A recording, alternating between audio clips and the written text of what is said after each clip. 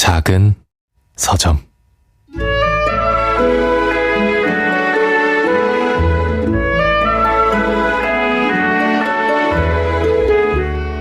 몇 년 전 8월 어느 날 나는 독일 북부의 한 마을을 방문했다.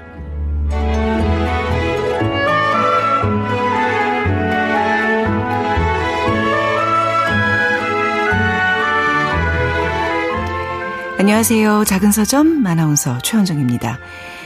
유디트 샬란스키의 잃어버린 것들의 목록 첫 문장으로 오늘 이 시간 문 열어봤습니다.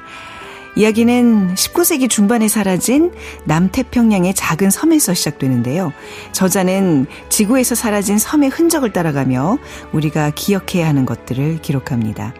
사라졌지만 여전히 아름다운 이야기들. 잠시 후 편집자의 방에서 만나보겠습니다.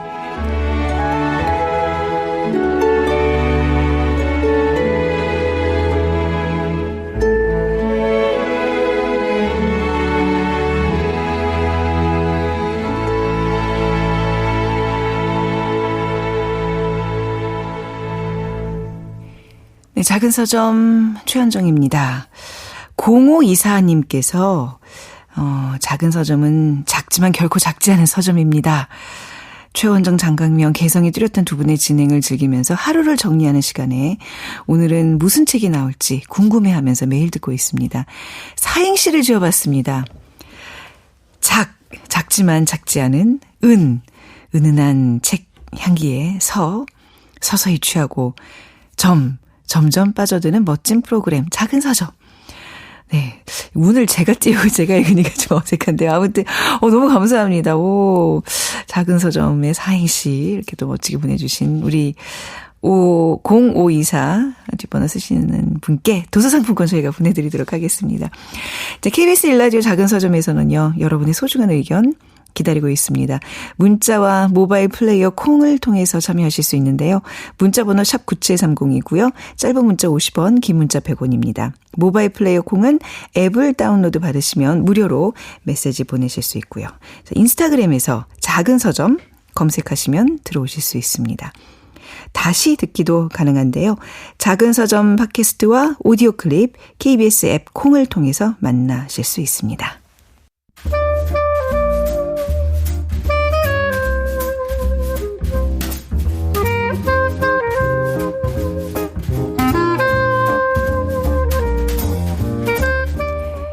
편집자들의 시대를 맞이합니다. 편집자의 방.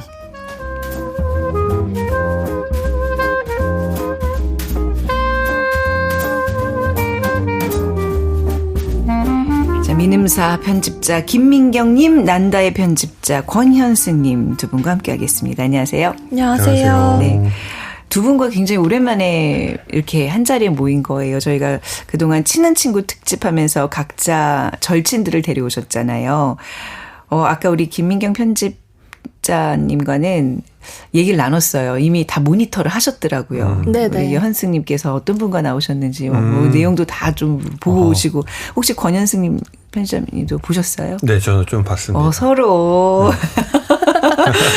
서로. 근데 각자 좀 어떠셨어요? 이제 이렇게 우리가 이제 정기적으로 하는 이 멤버와 또 나의 친구와 했던 그 모임. 굉장히 너무 당연한 말이겠지만. 네. 제 빈자리가 전혀 느껴지지 않던데요. 네네. 저도 이제 현승님이 네. 저랑 계실 때랑 좀 다른 모습을 봤달까요? 네. 상사 겸 친구와 함께하는 그 모습이 네. 좀 낯설었어요. 많이 웃으시더라고요. 되게. 제가 느끼기에는 조금 기가 눌려있던데. 전 되게 행복해 보이는 그래요? 느낌이었는데. 아니, 또 워낙 우리 김민정 씨 대표님이 네네. 좀 이렇게 좀 세신 스타일이잖아요. 그래서 권현승 편집자님의 목소리가 거의 안 들린다는 좀 생각이 있었는데. 저는 김민정 명 편집자님의 해석을 택하겠습니다. 네.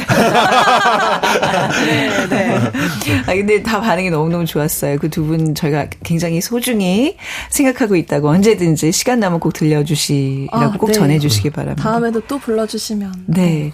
이게 어떤 사람과 그 얘기를 나누냐에 따라서 이 토크 방향이 확 달라지잖아요. 맞아요. 조금 색다른 또 경험들을 했습니다. 자, 오늘 소개해 주실 책은요?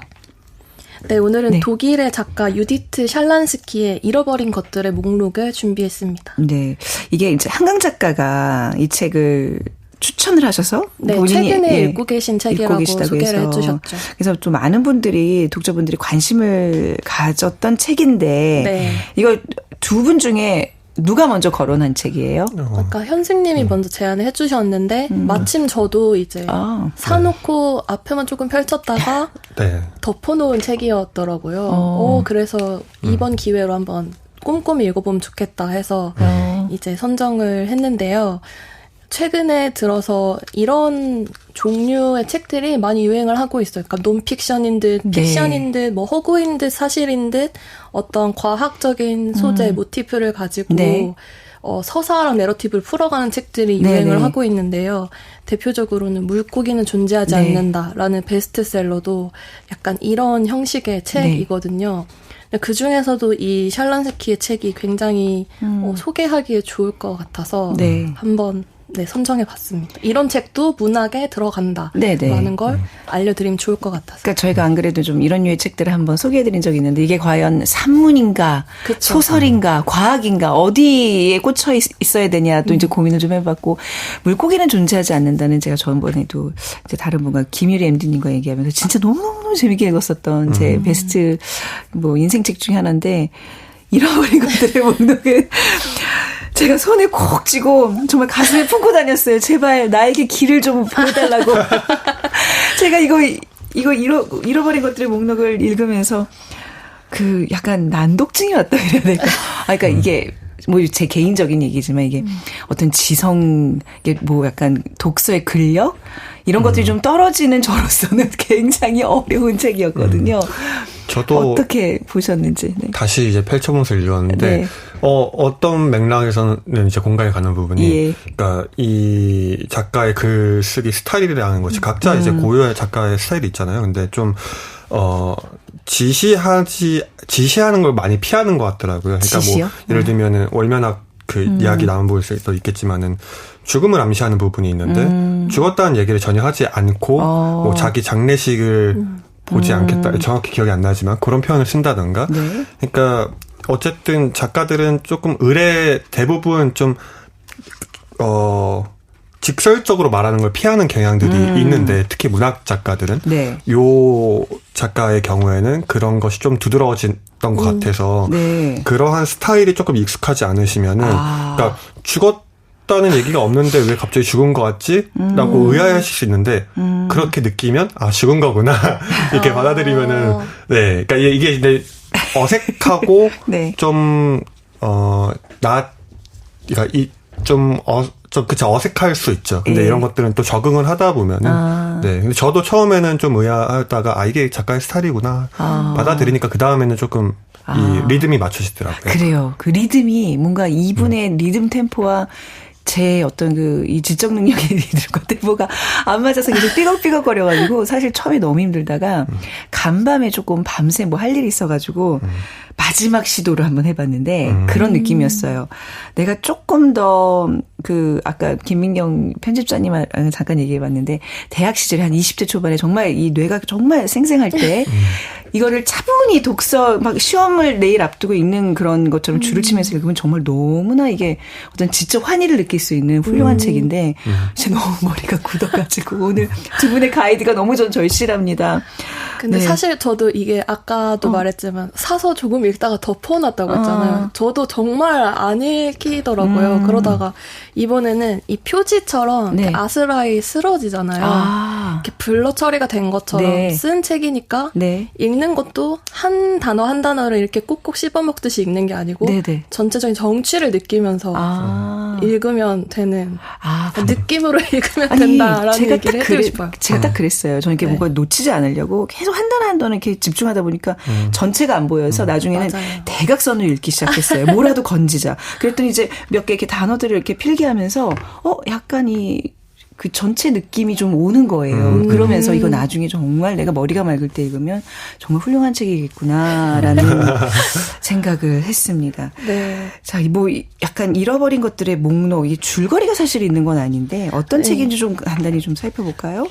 줄거리라기보다는 어떤 책인지 좀 설명을 해드리자면 말 그대로 목록이에요. 그래서 이제 12가지의 이 세상에서 존재하지 않는 잃어버린 것들을 소개하고 있는 책이에요. 네. 근데 좀 놀라운 지점이 저도 이번에 처음 알았는데 서문과 이 12편이 정확히 똑같은 페이지 수를 할당해서 썼다고 합니다. 아, 진짜로요? 그래서 차례를 보시면 정확히 20쪽씩 되어 있어요.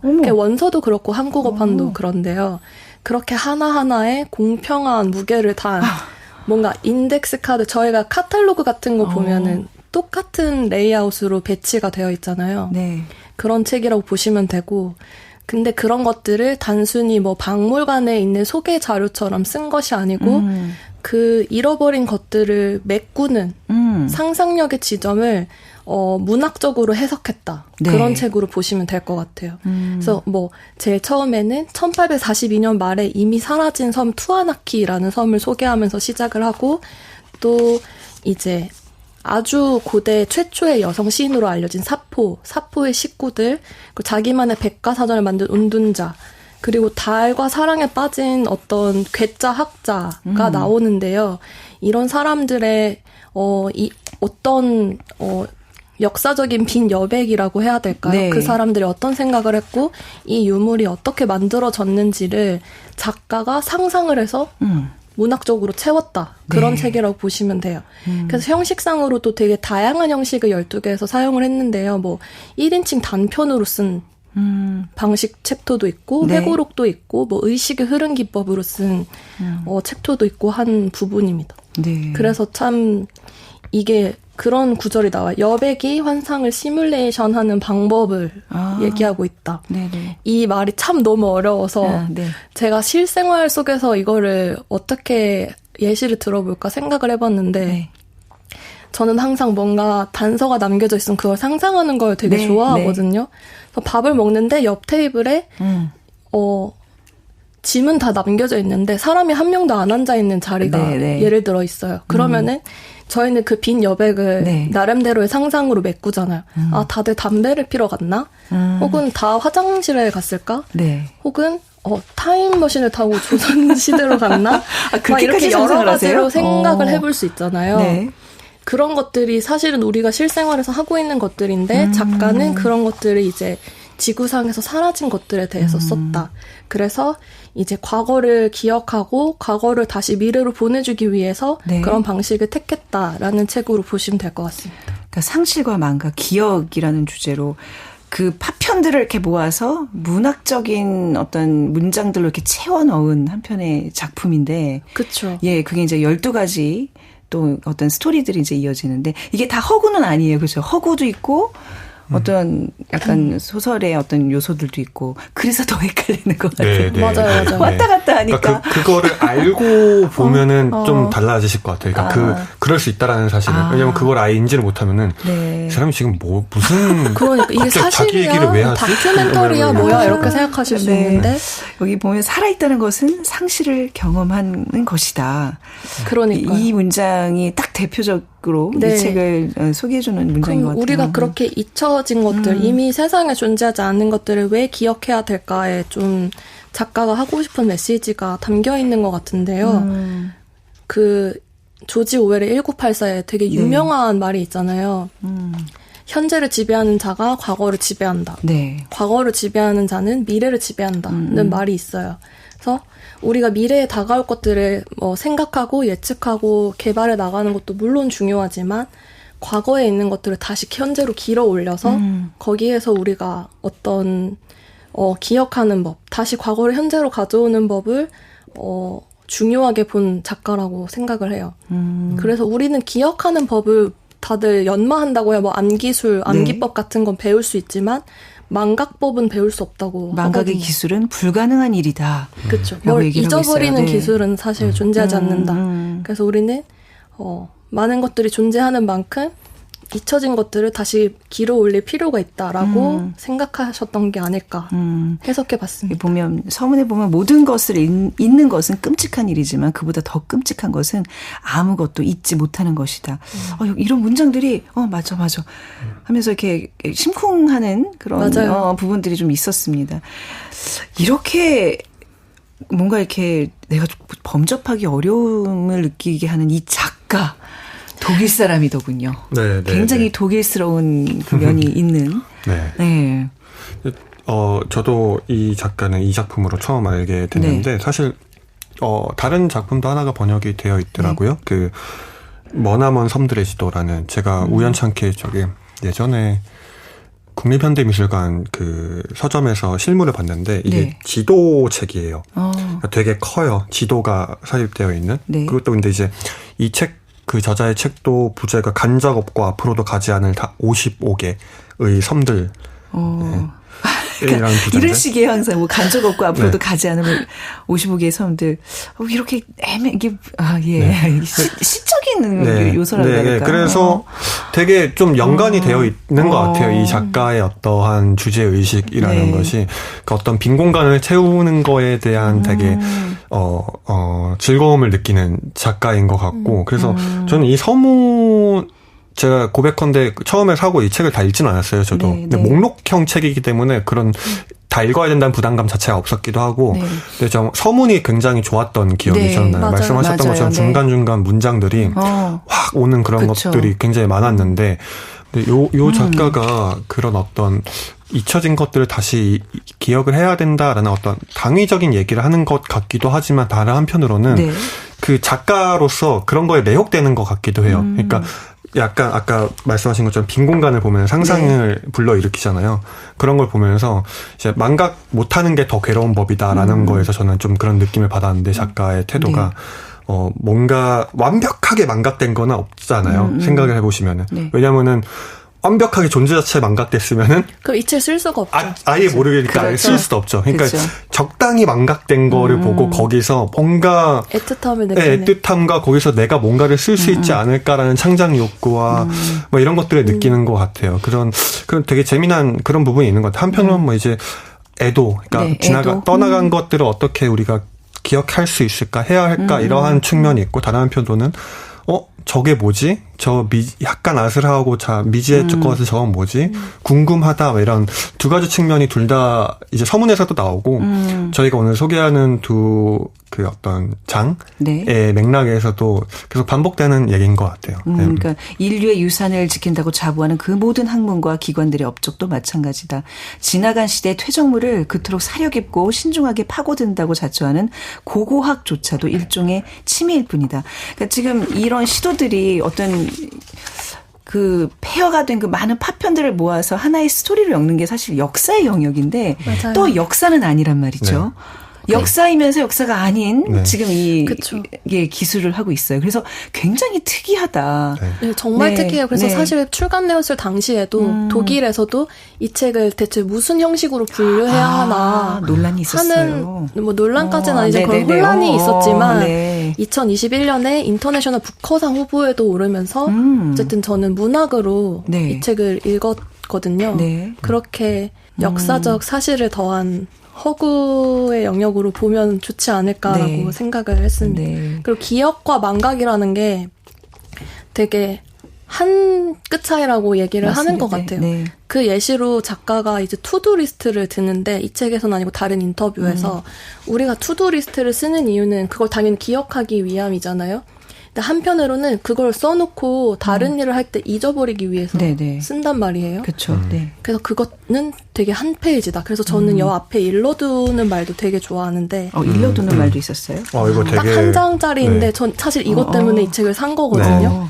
처음에 이 책을 쓰는 동안 사라진 것들을 쭉 나열을 해놨어요. 근데 바로 뒷페이지에 보시면 이 책을 쓰는 동안 새롭게 발견된 것들을 또 나열을 해놨습니다. 이게 한 장에 기록될 수 있는 어떤 사실들이다라는 게 그 문학적인 정취를 주는 책이 아닌가 싶습니다. 이거 되게 저도 몇 차례 다시 읽어보고 했는데 그냥 보는 것보다 저는 이 장은 되게 시라고 생각해요. 이거 하나가. 근데 그냥 시 읽는 거다 생각하고 낭독을 해보시거나 혹은 묵독을 해보셔도 되게 이게 오더라고요. 그러니까 사라진 것들이 막 사라진 것들을 목록을 제가 말을 하고 있을 때 네. 이제 없어진 거잖아요. 네. 근데 제가 말을 할 때는 어쨌든 제 머릿속에서는 그게 환기가 되잖아요. 네. 부정확할지라도 네. 그게 저는 되게 시적인 네. 느낌이 있어. 시적이면서 지금 우리 선생님이 얘기하시는 그 자체가 굉장히 철학적인 얘기잖아요. 네, 그럴 수도 있죠. 더 어려워지는 거 아닌가? 근데 이제 여기 19페이지 보면 지금까지 남은 것들이 지금까지 되게 남은 것들이 그들 자신의 운명을 언급하는 것처럼 보인다. 이렇게 얘기가 시작돼요. 그죠? 지금 남겨있는 걸로 그 당시에 그 물건 어떤 사람의 운명을 풀어가는 거예요. 그렇게 해서 시작되는 여러 가지 챕터 중에서 우리가 오늘은 딱 두 가지 주제를 좀 추려서 얘기를 해볼까 합니다. 그죠? 네. 네. 어떤 걸 골라오신 거죠? 저는 이제 사포의 연가라는 장을 골랐는데요. 그러니까 네. 사포라는 고대 시인의 시에 대해서 이야기하고 있는 비교적 좀 그 형식적으로 평이한 형식으로 쓰여 있어서 말 그대로 그냥 사포가 누구였고 사포에 남은 시는 이런 게 있고 네. 이런 식으로 조금 더 설명적인 텍스트라서 네 골라와봤습니다. 고대 그리스인 여성 시인 네. 사포 좀 더 소개해 주세요. 사실 좀 뭐 아는 분들은 아시겠지만 굉장히 뭐 좀 중요한 인물이더라고요. 또 문학사에서는. 네. 그러니까 서양사에서 이제 역사로 기록된 시인 중에 최초라고들 많이 얘기하는 여성 시인이고요. 이제 레스보스 섬이라는 곳에서 태어났고, 이 활동 시기가 기원전 600년경이라고 해요. 그러니까 한참 전이죠, 한참 전. 그 그리스 안에서도 그리스의 여러 시기 네. 전에서도. 그리스에서도 초기. 네, 완전 초기. 아주 옛날 옛적에. 네. 네. 근데 이제 여성 시인이기도 하고, 제가 여기서도 나오지만은 그 레즈비언이라는 표현 자체가 레스보스라는 그렇다면서요. 섬이라의 표현에서 어원에서 기인한 것이다. 그러니까 레스보스 섬에서 여성들이 사랑을 하는 그런 행위를 레스보스인, 레스비언 이렇게 변형이 된 거라고요. 네. 그래서 사포도 추정컨대 동성애자였을 것이다라고 얘기들을 하죠. 고대 그리스 여성 시인 사포. 근데 지금 시가 막 다 전승돼 있는 건 아니잖아요. 다 전해지지 않고 있는데 어떤 것들이 좀 남아있고 어떤 것들이 평가받는 거죠? 거의 남아있지 않죠. 거의 남아있지 않고. 그러니까 어떤 식으로 전승이 되냐면은 사포 보통 이제 저희가 시인들의 작품하면 시집이 남아있을 거라 생각하지만 그렇지 않고요. 남아있는 것들이라고는 이제 그 후대에 이제 그리스 혹은 로마 학자들이 사포 시 이런 게 있었다? 사포를 샤라웃하면서 샤라웃이죠, 말 그대로. 사포의 시에 이러이러한 구절이 참 멋있다 하면서 구절이 토막토막으로 남아있거나 뭐 전문을 실은 시도 있지만 극히 일부에 불과하다라는 게 그것마저도 그러니까 그 언급한 책도 훼손이 되면서 맞아요. 언급된 것들도 또 잘려지고 이런 식으로 사실 우리에게는 굉장히 극소수로 이제 저희는 볼 수밖에 없죠. 근데 그럼에도 그렇게 조금씩 남아있는 글만 봐도 이제 사포라는 시인이 정말 잘 쓴다. 그래서 그 사람들의 여러 가지 궁금증과 여러 호기심을 자아내는 시인이죠. 그걸 이렇게 표현했더라고요. 각 시대는 그 시대만의 사포를 창조했고 어떤 시대는 그 이야기의 모순에서 벗어나기 위해서 새로운 이야기를 지어내기도 했다. 그렇게 그녀는 아프로디테 혹은 뮤즈들을 모시는 여사제가 되기도 했다. 이 사포를 두고 뭐 세계 10대 뮤즈라고 누가 이렇게 표현도 하고 막 이랬었잖아요. 그러니까 그런 어떤 사포에 대해서 계속 이 역사, 그러니까 어떤 이 그동안 지난 날들이 계속 의미를 덧붙이고 해서 사실 제가 보기에는 사포라는 인물은 원형은 굉장히 많이 훼손됐다 그래야 될까요? 그러니까 실제 인물이 아닌 정말 이렇게 상상 속의 인물이 된 그런 느낌이에요. 지금 이 이야기들을 쭉 들어보면. 시대마다 다른 사포의 상을 만들 수 있었던 이유는 사실 좀 아이러니하게도 남아있는 기록이 없기 때문이거든요. 뭐 남편의 이름이 남아있다고 하지만 정확하지 않고 뭐 딸이 한 명 있었다고 하는데 정확하지 않고 뭐 어떤 삶을 살았고 어떤 성격이었는지 이런 것들도 다 상상의 나래에 맡길 수밖에 없기 때문에 오히려 더 신화가 되지 않았나 이렇게 생각이 들고요. 지금 사포라고 검색하시면 나오는 그 초상화조차도 사실 상상으로 그려낸 초상화예요. 정확한 사포의 얼굴도 저희는 모르고 있는 네. 현실이죠. 그렇죠. 네. 자, 이 부분에서 좀 인상에 남는 장면 어느 분께서 낭독을 좀 해주시겠습니까? 네, 제가 골라왔는데요. 일단 이 부분 네, 읽어보겠습니다.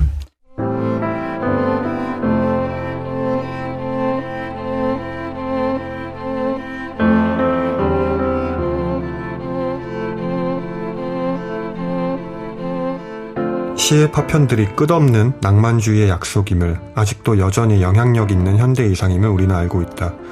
그리고 시 예술은 지금까지도 어떤 문학 장르보다 더 함축적인 공허, 의미를 증폭시키는 여백을 갖고 있다.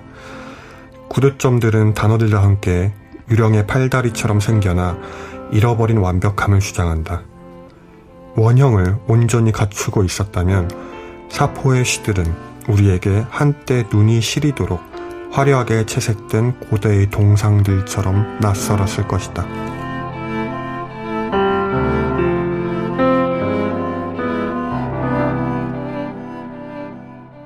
네.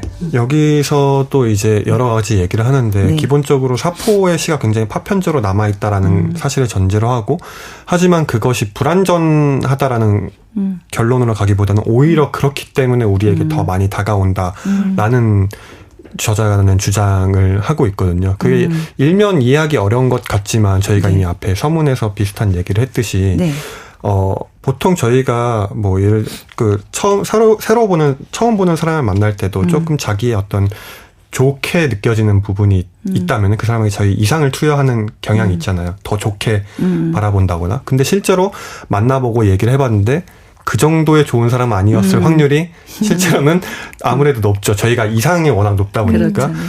시라는 예술 자체가, 여기서 저자가 하는 얘기는 시라는 예술 자체가 기본적으로 함축적이고 많은 것을 말하기보다는 많은 것을 말하지 않음으로써 전달을 하는 예술이기 때문에 사포의 시가 많은 것이 없어졌다는 것은 오히려 사포의 시를 더 깊게 즐길 수 있게 만드는 기능을 한다라는 이야기를 하고 있는 것 같았습니다. 제가 보기에는. 공감도 갔고요. 네. 그러니까 어떤 토막토막된 단어들만이 남겨져 있는 시가 있었는데 그 시를 읽는 방법이 사실은 완전히 쓰여진 시를 읽는 방법과 크게 다르지 않다고 얘기를 하는 것 같았어요.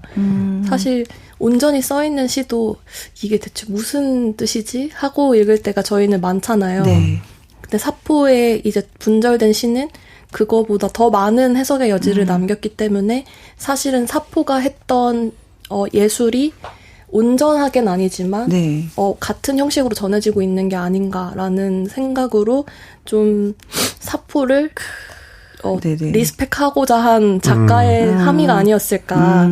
그리고 개인적으로는 좀 찾아보니까 유디트 샬란스키 작가가 공개적으로 연인이 있는데 이제 독일의 유명한 여성 배우인 베티나 호페라는 분과 베를린에서 오래오래 잘 살고 계시더라고요. 그러니까 그렇게 자기의 자전적인 요소들을 하나씩 넣은 것 같아요. 12개의 목록도 임의적으로 생성한 게 아니고 자기 고향 이야기를 넣었다든지 뭐 레즈비언이라는 자기의 정체성을 보여줄 수 있는 챕터를 넣었다든지 해서 좀 그렇게 자기가 세상을 바라보는 방식에 대해서 전달하고자 했던 게 아닌가 싶습니다.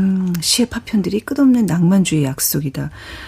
그렇네요. 진짜 이 파편이 있기 때문에 낭만적으로 접근할 수 있는 그런 부분이다.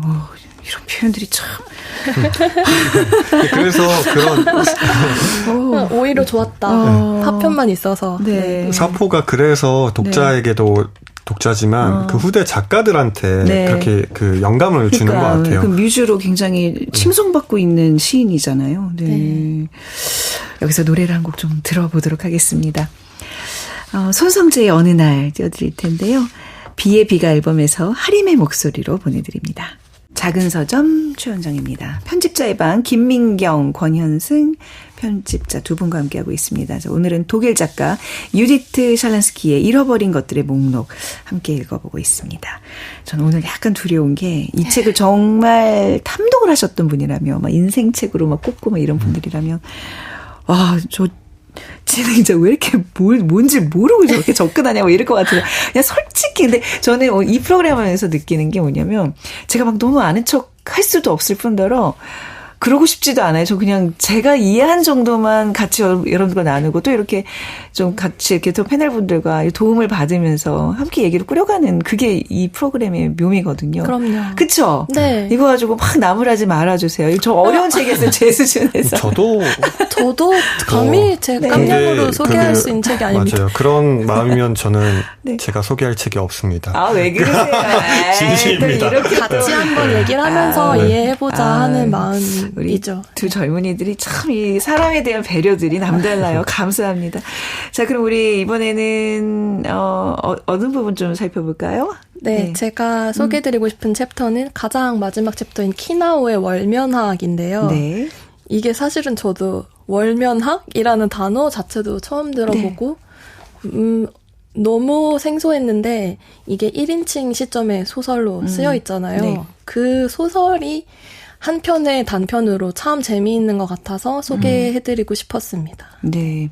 그러니까 이 지금 여기 나오는 이 챕터에 나오는 주인공은 뭐 다른 식물학자였는데 갑자기 맞아요. 이제 뭐 하늘에 관심을 갖기 시작했죠. 네. 1850년에 죽었던 이제 키나오라는 사람에 대한 이야기인데요. 네. 목사이면서 그 지역의 유지이면서 원래는 식물학을 공부하는 식물학자였어요. 실제 존재했던 사람인 거예요? 그렇죠. 키나오라는 기록에 남아 있습니다. 네. 근데 그 사람이 이제 사실 준비해야 됐던 거는 이제 영지의 주민들을 먹여 살릴 실용적인 학문으로서 접근을 했어야 했는데 애초에 좀 괴짜여서 독성 식물에 대해서 좀 관심을 가집니다. 버섯, 뭐 독버섯 같은 것들을 연구를 하다가 어느 날 갑자기 고사리 잎을 하나를 딱 뽑았는데 그 이렇게 엉클어진 모양이 초승달과 닮았다. 헉! 근데 그때 마침 며칠 뒤에 개기월식을 본 거예요. 네. 그래서 갑자기 뿅 하고 달에 사랑에 빠져버려서 달을 너무너무 탐구를 하다가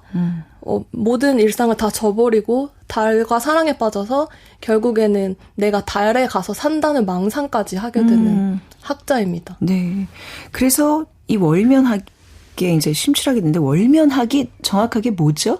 제가 그래서 검색을 해왔는데요. 월면학이라 하면 달의 표면과 물리적 특징을 연구하는 학문인데 지금은 사라졌다기보다는 사실 하위 학문으로 들어간 학문이에요. 예전에는 망원경을 보고 분화구가 이 지점에 있고 이 지점에 있고 하는 거를 초상화로 직접 그려서 지도를 만들었대요. 그렇게 해서 이제 키나오라는 사람이 그린 분화구들도 굉장히 그 학문적 가치를 인정받아서 지금 어떤 달의 남쪽 분화구 하나의 이름이 키나오라고 하더라고요. 그런데 이제 우주선이 나오기 시작하면서 우주선이 막 돌면서 고해상도로 이미지를 촬영을 하잖아요.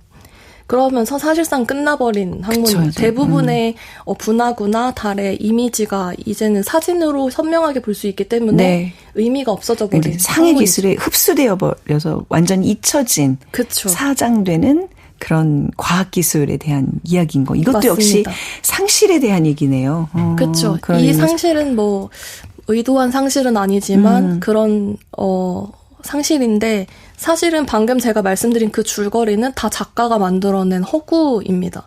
키나오라는 잠깐만 어디까지 허구예요 지금? 그러니까 키나오는 실존 인물이고 키나오라는 이름이 적힌 어떤 책을 발견을 했는데 거기에 그냥 언제 태어난지는 모르겠지만 1850년에 죽었다. 이 사람이 뭐 천문학자이자 식물학자였다. 딱 이 한 줄이 적혀 있는데 그걸로 지금 이렇게 상상을 해낸 거예요? 이거 말고는 어디에도 키나오라는 사람에 대한 기록을 찾을 수가 없었대요.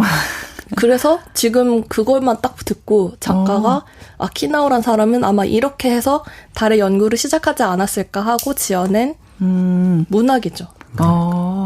그 되게 잘 속이셨네요. 저도 들으면서 아까 그쵸. 나 지금 그래 적어도 월면학이라는 거에 뭐 일가를 이룬 분인 줄 알았는데 그것도 사실입니다. 그렇지만 어떤 막 사적인 이야기라든지 그런 얘기는 고사리 이파리를 보고 사랑에 빠졌다 이런 것들이 상상의 산물인 거죠. 사람 참 혼란스럽게 하는 작가네요. 월면학, 뭐 잊혀진 이 과학기술에 대한 애틋함을 좀 담은 것 같은데 우리 권현승 편집자님은 이 부분 읽으면서 어떤 걸 좀 캐치하셨어요? 저도 이렇게 말씀하신 것처럼 이제 월면학이라는 것이 한때 이제 막 유행했던. 근데 저도 이제 과학적인 지식은 전혀 전 문과 출신이기도 하고 전무하지만. 저도 문과에. 네, 딱 제가 느끼기에 이 19세기, 18세기, 뭐 20세기까지 요때 그 근대 서양에 이런 괴짜 과학자들이 굉장히 많았던 것 같아요. 그러니까 그 시기의 서양의 문명이라는 것이 뭔가 세상을 탐구하고 과학적으로 해석할 수 있는 대상으로 바라보기 시작하는 시스템이다 보니까 지금 이제 몇백 년이 흐른 지금에서는 저거를 왜 연구했지? 저거를 어떠한 목적으로, 그러니까 어떤 실용적인 목적이 있었나라는 생각이 드는 그런 것들을 연구한 그 서양 과학 괴짜들이 굉장히 많은 것 같고, 그리고 제가 그런 존재를 아는 것은 저는 문학 텍스트로 그런 작가들을 좀, 그러니까 그런 사람들이 있었다라는 거를 좀, 알게 됐었거든요. 그러니까 이게 약간 이렇게 이어지는 것 같아요. 그 시기에는 과학 괴짜들이 있었고, 그 사람들이 잊혀진, 기록을 보면서, 유디트 살란스키 같은 작가들은 어떤, 이제, 비슷한 느낌을 저도 느꼈겠죠. 그런 아스라함이라든지 상실된 것에 대한. 그리고 그 사람들이 되게 진지하단 말이죠. 그런 모습을 보면 막 가족도 버리고 막 이럴 정도로. 그런 어떤 열정에 대한 모습도 보이고. 그래서 저는 이걸 되게 문학적인 흥미로 보았던 것 같아요. 그러니까 뭐 대표적인 게 좀 비슷한 맥락에서 연금술 같은 게 그리고 여기도 이제 책에 좀 거론이 되는데. 여러 가지 물질을 조합하면 금을 0에서 1로 만들 수 있다라는 거 믿어서 연금술을 실제로 했었고, 그리고 골상학이라는 것도 제가 참 좋아하는데, 그러니까 머리 뼈를 가지고 그 사람이 어떤 성격인지를 알 수 있게 됐다고 믿었던, 실제 연구한 바도 있잖아요. 그렇죠. 뭐 거기서부터 더 오컬트로 나아가면 뭐 마녀를 소환할 수 있다 하는 그런 어떤 괴짜 과학자들이 있는데, 그 사람들이 진지하게 연구에 임했으나 너무나 과학적 사실은 아니고 그래서 우리가 지금 봤을 땐 괴짜로 보이지만 그 사람들은 진지했다. 이런 것들이 좀 저도 흥미가 늘 있는 부분인 것 같아요. 좀 남에게 해를 많이 끼치지는 않은 괴짜들이라고 해야 될까요? 우리 인류 역사에 뭐 그런 정말 상위 그 과학 기술에 의해서 굉장히 우스워지는 그런 경우들이 많잖아요. 천동설 같은 경우도 사실 그런 거고. 근데 그런 존재들에 대해서 아직도 우리가 다시 한번 생각해 볼 수 있는 지점은 이렇게 문학적으로 접했을 때에 다시 한번 그런 존재들을 상기해 볼 수 있고 또 저희가 지금 믿고 있는 과학적 사실들이 미래에 그렇게 되지 않으리라는 법도 사실은 없잖아요. 여기에 매몰돼 있고 이게 인생의 전부인 것처럼 사는 그 사람의 인생을 한번 좀 들여다보면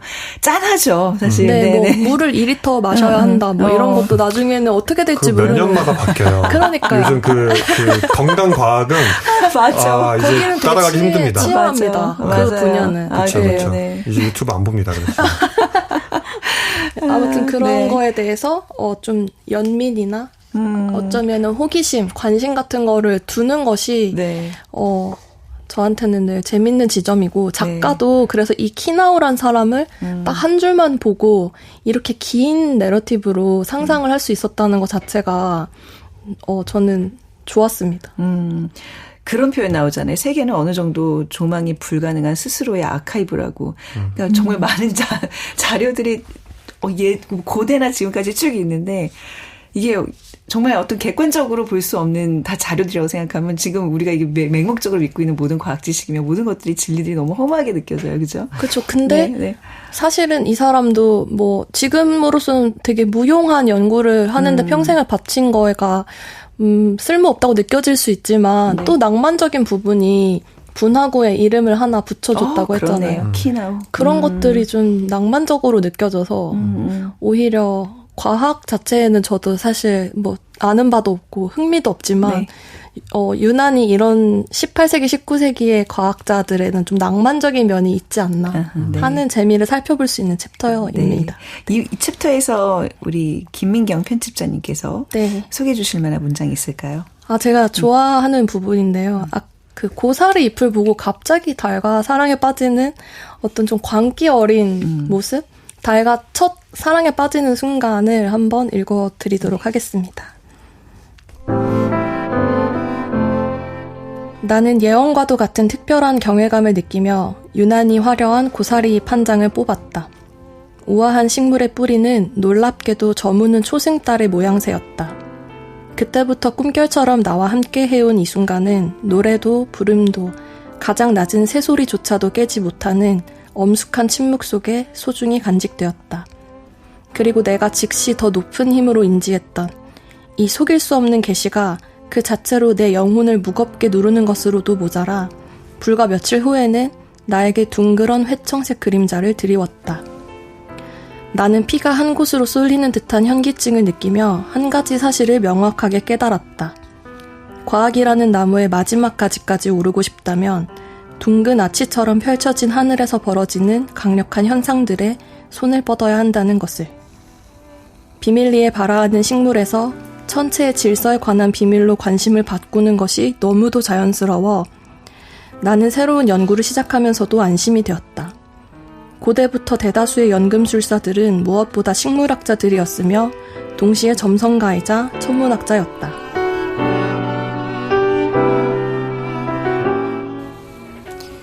결국 과학에 좀 관심이 있는 사람들은 어찌됐든 그 정말 나무의 마지막 경지까지 오르고 싶어하는 그 욕망.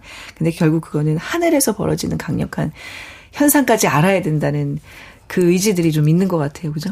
마침 초승달 모양의 고사리 잎을 뽑았는데 그때 며칠 후에 마침 개기월식이 일어나서 아, 이거는 나에게 주어진 운명이다라고 생각한 것 같아요. 그래서 이 이후에는 내가 만약에 달에 정착한다면은 무엇을 지구에서 가져올까 막 이런 것들을 되게 구체적으로 상상을 하는 게 저는 좀 웃겼습니다. 네. 재밌었어요. 거기 보면 더 높은 진리는 가장 눈에 띄지 않는 피조물과 가장 멀리 있는 피조물에게서도 스스로 드러나는 법이다. 망원경을 쓰든 현미경을 쓰든 가장 작고 가장 멀리 있는 정말 극과 극에 있는 그 스펙트럼 안에서의 그 과학을 통해서 모든 것을 알아내려 하는 그 인간의 욕구를 좀 표현하는 네. 멋진 문장이었던 것 같아요. 네. 그래도 어렵지만 이렇게 몇 개 좀 건졌어요. 그냥. 건진다라는 표현이 좀 그렇지만 그나마 이 정도라도 우리는 근데 뭐 그런 생각도 좀 해보지 않아요? 언젠간 또 우리가 달에 가서 산다면 이런 뭐 월면학이라든지 지금 우리가 갖고 있는 그 천체의 과학기술을 돌아보면 너무 낭만적인 그런 부분으로 나중에 또 누군가에게는 문학의 소재가 될 수도 있을 것 같은 생각이 들었습니다. 근데 저는 이 책 읽으면서 내내 그 생각했어요. 이거는 지금 독일 사람이 그 어떤 유럽 문명을 가지고 잃어버린 것에 대한 이제 그런, 상상을 계속하는 것인데, 만약에 내가 만약에 우리 한국 사람으로서 이런 한 12장의 챕터를 쓴다면 어떤 리스트를 갖고 해볼까? 뭐 이런 상상 좀 안 해보셨어요? 저는 되게 관심 가졌던 것 중에 하나가 안동에서 미라가 하나 발견됐어요. 조선시대 미라가. 근데 너무나 보존이 잘 돼 있어가지고 한 180cm 되는 남자가 가슴에 이렇게 편지를 이렇게 얹고 미라 모습 발견됐는데 거기에 그 아내가 쓴 편지인 거예요. 그 원희 엄마라고 원희 엄마의 편지라고 되게 유명한 어떤 이게 뭐 편지로 남아 있는데 둘째를 가졌는데 남편이 죽었어요. 그래서 당신이 어떻게 나를 두고 이렇게 먼저 가냐 같이 가자고 했는데 뭐 이러면서 너무 목매어 이제 남편을 보내는 그 한 여인의 한 같은 게 느껴지고 거기에 더해서 남편이 이제 투병할 때 미투리를 머리카락으로 빨리 쾌차하라는 마음에서 그 마음을 담아가지고 미투리를 짰는데 그걸 결국 신어보지도 못하고 남편이 죽어버린 거예요. 그래서 거기 이제 미라 옆에 이렇게 발견이 됐던 그거 하나만으로도 저는 이거는 어마어마한 문학 상상의 영역으로 확장이 될 수 있는 건데 뭐 그런 생각을 좀 해봤거든요. 갑자기 저는 그게 좀 떠오르더라고요. 이것도 과학일 수도 있지만 문학으로 이렇게 좀 펼쳐질 수 있는 네. 영역? 듣다 보니까 이제 그런 목록을 12개를 짜라고 하면 그 사람에 대해서 많이 알 수 있겠다 이런 생각이 들었어요. 들으면서. 네. 왜냐면은 이 12개의 목록 자체도 사실 작가가 굉장히 자의적으로 사심에 의해서 골라진 목록들이잖아요.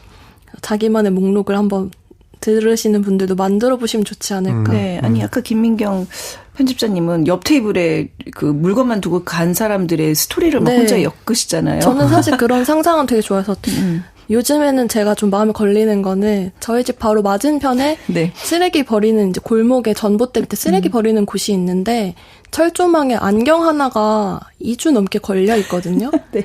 그냥 안경 하나가 처음엔 저는 분실물인 줄 알았는데 네. 2주 넘게 가져가지도 않고 누가 버리지도 않아서 여러 가지 생각을 아침에 출근할 때마다 해요. 저 안경을 어디 쓰는 걸까? 딱 저 때만 쓰기 때문에 저기 걸어 놓은 걸까? 뭔가 이제 돋보기 같은 게 필요하신 분이 쓰레기를 버릴 때마다 필요해서 쓰는 안경일까? 네.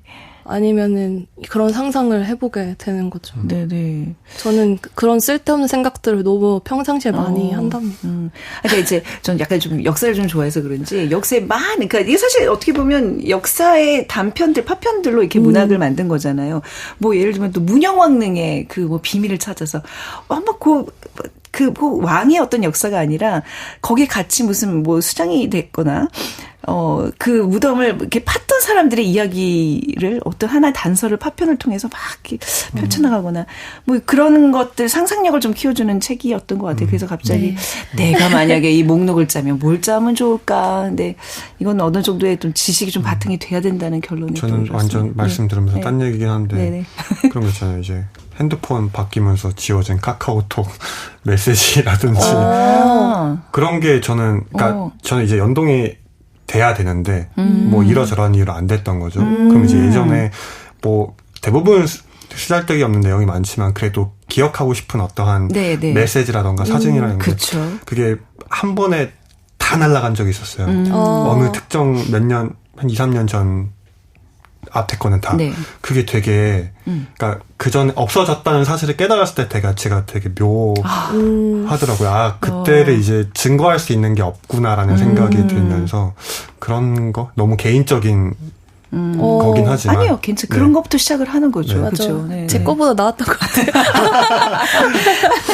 갑자기 예정이 없던 여러분들의 잃어버린 목록에 대해서 막 강요를 하니까 지금 뭐 그냥 하나하나씩 떠오르는데 좀 오늘 잠들기 전에 몇 가지 이렇게 목록 리스트를 좀 작성해 보는 것도 굉장히 의미가 있지 않을까라는 생각을 들게 만드는 책이었습니다. 독일 작가 유디트 샬란스키의 잃어버린 것들의 목록, 편집자의 방 해외 문학에서 살펴봤습니다. 두 분 보내드리면서 팻 메스니의 From This Place 띄워드릴게요. 이 곡 들으면서 우리 인사 나눠요. 오늘 감사합니다. 감사합니다. 네, 지금까지 작은 서점 아나운서 최현정이었습니다. 고맙습니다.